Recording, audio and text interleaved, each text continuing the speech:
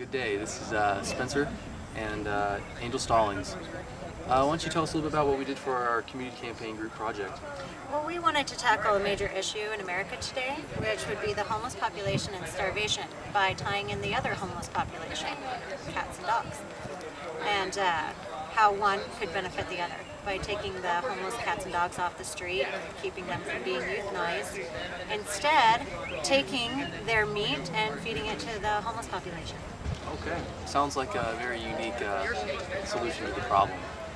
Yeah, we have some other people here in our group that are going to talk about the ways that we plan to tackle this.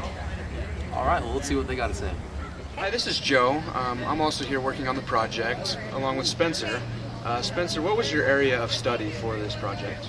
Well, I kind of wanted to look into the various cultures that eat cat and dog.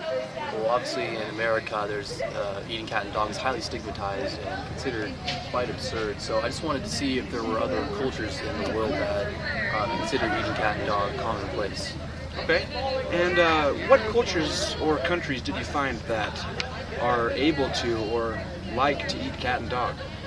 Well, upon my research, I found out that in China, dog is quite a common meal. Also in Korea, they do eat dog. Also in Vietnam, I learned that they eat cat. Also in certain regions of Switzerland, cat is also considered a delicacy. Okay.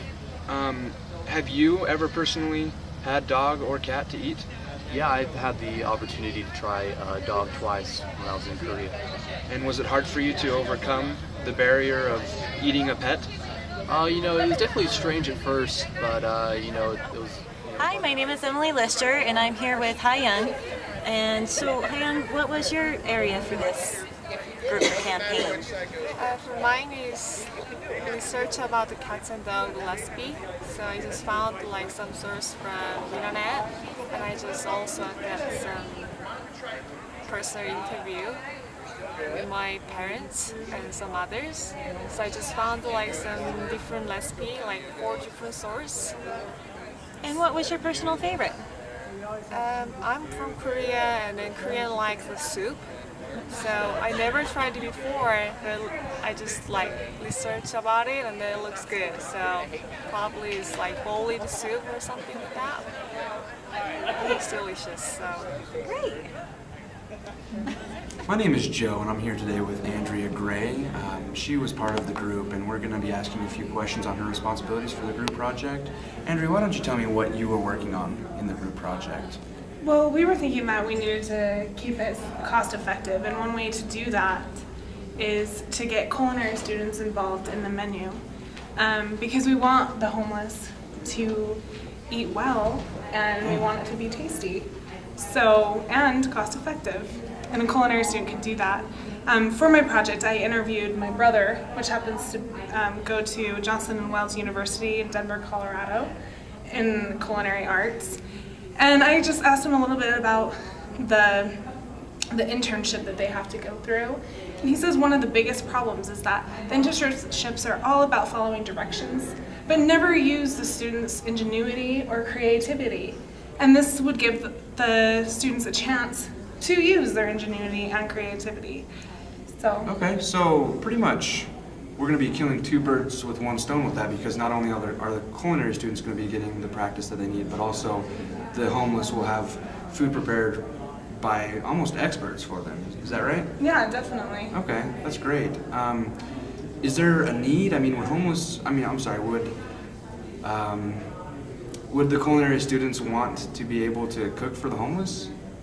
Yeah, when I asked my brother and I said, well, how would you feel about creating menus for the homeless? He said, oh gosh, that would be great, because they're using their creativity, they are taking what they've learned and really put it into action. And on top of that, they're helping people. Okay, yeah, that's great. Well, thanks for sitting down with me today and answering some of these questions. Hi, I'm Andrea, and I'm here interviewing Emily Lister. And what did you do as far as our Well, one of the things that we needed to tackle with this issue was it going to be cost effective, as you mentioned earlier. Basically People don't know that euthanasia is actually really expensive. It's a minimum of $115, with more if the animal's over 100 pounds, and not less if it's under 100 pounds. So, and that's, receiving fee, doctor fee, drug fee, and then disposal fee. And also, a cost that people don't really think about much is the psychological trauma that these people go through. They go into like a vet, thing because they want to save animals, and they find out that nearly 85% of healthy animals that are saved, even by PETA, are actually euthanized. And so they go into these fields and end up just kind of killing animals all day. So yeah, I went ahead and I talked to a slaughtering place that takes down animals, and they pretty much told me that they wouldn't be doing cats and dogs, but that the cost of it would not be expensive because their main cost is actually raising the animal before they slaughter it. The slaughtering part is actually really cheap. And then I looked into the processing, like butchers, and they too refuse to, process cats and dogs, but mostly because they only process animals that are over 100 pounds. Your average cat and dog is not going to be over 100 pounds. They said that the hunters that bring in animals that are smaller are actually, they do it themselves.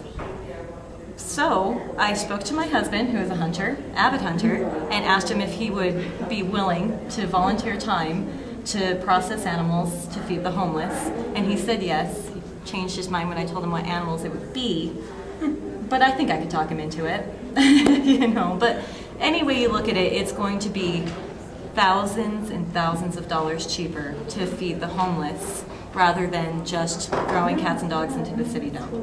So you are saying that yes, it would be more cost effective. Way more cost effective. Even if you don't want to slaughter them, if you want to continue to euthanize them because you think that's more humane, it would still cut out the $30 disposal fee, as well as filling up our landfills with unwanted healthy pets and saving the taxpayers $30 an animal just to go ahead and send it to the hunters to process it and for feeding the homeless instead. Wow, that's amazing. Sorry. Hello, my name is Angel, and I'm here with Joe. And Joe, can you tell me what your contribution to our community campaign was? Well, yes. What I worked on mostly for the project is the rules and regulations of actually getting something like this going. My main areas of research were with the FDA and also with the USDA. So after looking into it, do you think it would be hard to get FDA approval? Well, FDA mostly care about things that are packaged and sold in grocery stores and places like that. So if we're operating this place as a restaurant or a shelter, it shouldn't be too hard to get it FDA approved. Oh, so basically we would just have to butcher the animal and then cook it up and feed it to the homeless. We wouldn't have to really worry about a middleman. Yeah, that's right. I mean, that's kind of where the USDA would come in. That's where they would kind of make sure it's being prepared in a sanitary and clean manner. Oh, so if we were taking animals from the shelter, they would probably be healthy, because a lot of healthy pets are put down and euthanized, even though they're perfectly healthy. Well, yeah, that's what we would hope. We would definitely want a vet to approve the animal before it was prepared for human consumption. But yeah, I would say so. Okay, well great. You did some great research. We're just going to be talking about some of the food down at the shelter that you might have. What do you like the food that they serve to you? Yeah, it beats a blank. Yeah? Yeah, it's better than nothing. That's true, that's true. Would you ever want to try maybe some different type culture dishes? Some foods that they may eat in other countries or things like that? Maybe have some differences? Variety in meals? Okay, personally, yes. But maybe not a lot of the other people that eat down here? Or? Right. Okay. Well, I mean, in a lot of other cultures, they eat, cat and dog, and in some cultures they don't eat. I don't want that. They don't eat meat, but you'd never eat like cat or dog? No. What if it was served in a delicate and delicious manner? You might not even know. I don't want to tasty. eat my dog, and I'm not eating nobody else's dog. Yeah, it's definitely different. This guy right here, Spencer, he's had dog before and he liked it. Yeah, you keep on eating this, Spencer. I'm not enjoying it. Typewriter tip tip tip tip tip tip tip tip करता है जिंदगी की हर कहानी लिखता है